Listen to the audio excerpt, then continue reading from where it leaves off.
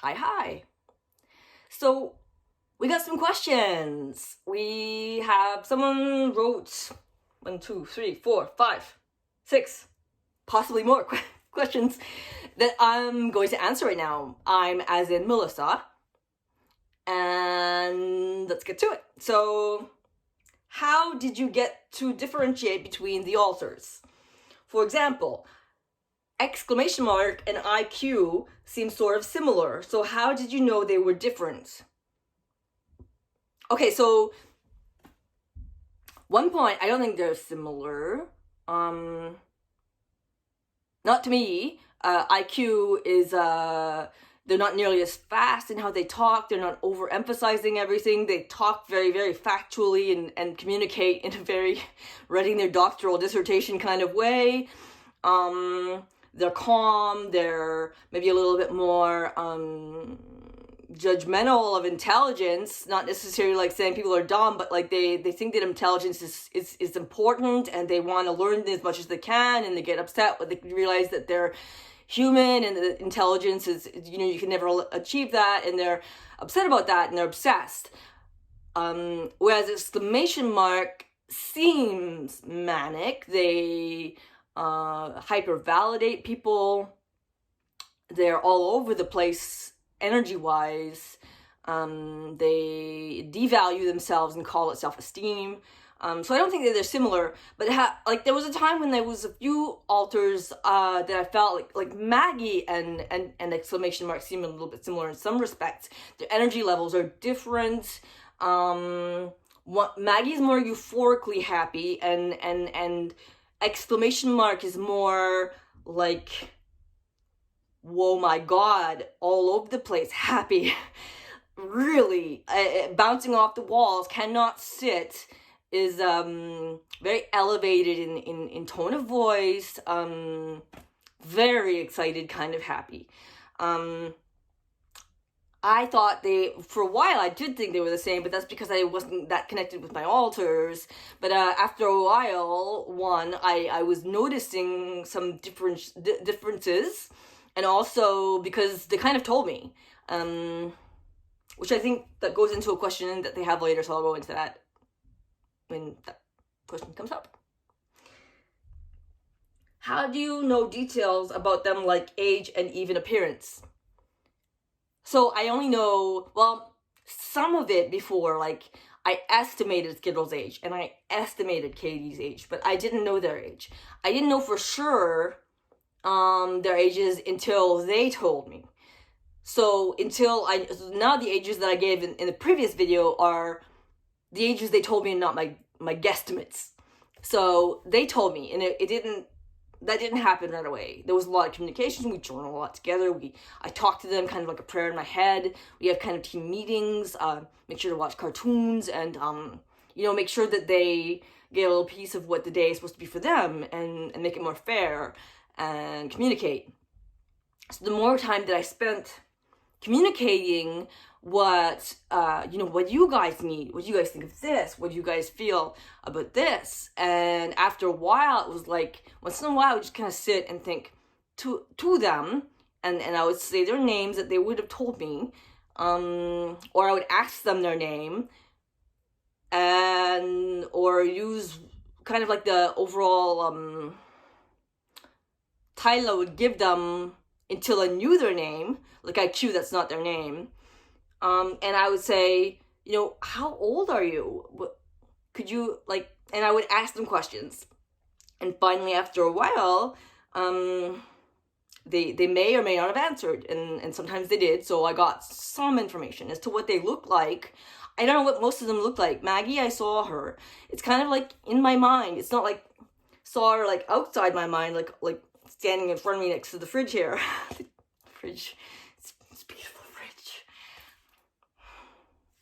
Maggie thinks it's beautiful though. Sorry, wow.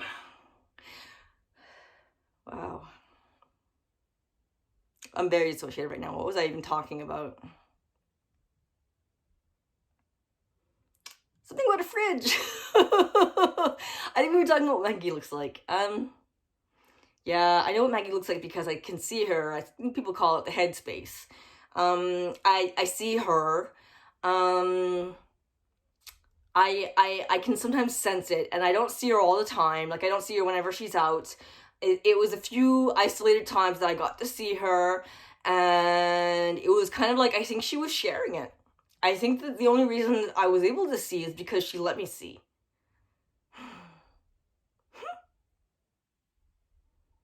Yeah. Dissociating. Next question. Do you feel like they exist when they don't come out? Even when they don't come out? Yes, I do. I mean, I'm pretty sure they exist it doesn't matter whether they're expressing themselves by fronting on or what I call it, sometimes the surface, and speaking or making facial expressions like Maggie was like a minute ago. I mean, just because I can't sense them or see them or hear them, I mean, they don't disexist until they exist on the surface. I'm in my honest opinion, and what I believe to be fact, is that they continue to be wherever they are in here, regardless of whether they're speaking audibly. So yes, I do believe that they exist. Do you think you can communicate with them when they don't manifest through you? Well, I try. Like, I would talk to them kind of like a prayer-like way, or I would write to them, or like I bought them toys. I tried to, and sometimes I talk to them in my mind and they reply. That's not always. Sometimes I take a shot in the dark and I try, and they may or may not reply. So by trying a lot, by working on it, we can often get somewhere where eventually they'll reply. How do you differentiate between DID and someone maybe like Trisha Paytas, who likely has bipolar disorder and varying types of personalities in general? That's an assumption. She may or may not have bipolar. I don't know that, but like, I could see someone with severe anger issues kind of snapping and then saying, I don't know what came over me, because in that moment of rage, you do kind of potentially dissociate. So, I mean, are you asking how we tell looking at someone, or how someone can tell about themselves? I'm guessing you're asking how you can tell by looking at them and their behavior. Well, that's their word, or, I think that if they're kind of describing things in a way about their disorder, whether if it isn't true, then it's going to clash with the DSM. I mean, it's going to clash with the statistical manual. So if they're describing things that are completely opposite to what it would have to be if it was actually that, and they're not very they can be not knowledgeable and still have the disorder. But if they're describing things that have nothing to do with what it is actually going on, and I think it's a pretty clear clue. I think that we should give people the benefit of the doubt initially, but look into it. They really need to see a professional and be diagnosed professionally. I'm going to go on to the next one. Psychologically speaking, how do alters form?